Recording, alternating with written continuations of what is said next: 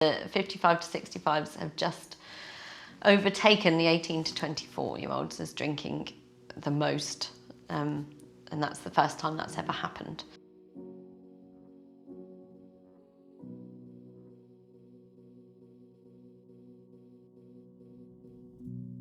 Your perspective towards life is different, but I think that's just an ageing thing.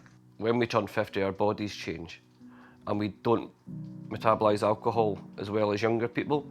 So because of that, we're more likely to suffer alcohol-related harm. Not definitely, but more likely. A lot of the people who come into alcohol treatment who are older have a very high level of cognitive impairment. Half of them, when they come into treatment, have cognitive impairment. We've learned that if we provide treatment for their alcohol problem, then almost all of them will leave alcohol treatment with normal cognitive functioning. So that's really, really important, because that cognitive functioning can cause real problems in people's lives. I know specifically in terms of this programme, we've really found kind of the discrimination that exists there, whether intentionally or not, it's there. On the Public Health England website, there was a list of rehabs, and 3 out of 4 of them, so 75%, had arbitrary age limits.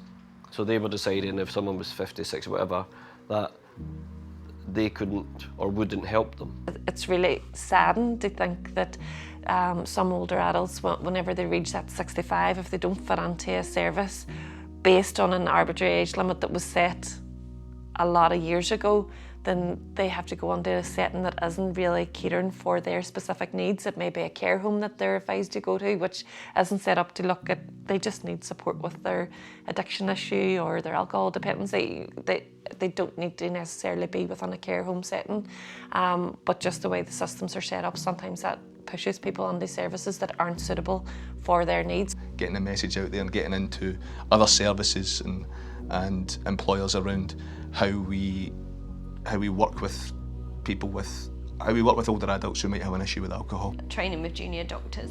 So we're really lucky in Exeter that we've got the medical school here, and we've gone in and just talked to them about the work that we do, talked about the needs of older people in relation to drinking, and just encouraged every single one of them to have that conversation around alcohol. So carrying out an audit, for example, with everyone over 50, not just the ones that they suspect might be drinking. That will have the biggest impact in terms of reducing stigma and shame. So it's quite an all-encompassing thing. It's a very large service, but if you connect the dots, people tend to touch various parts of the programme throughout their journey, which is a really nice thing. It's kind of a more holistic approach.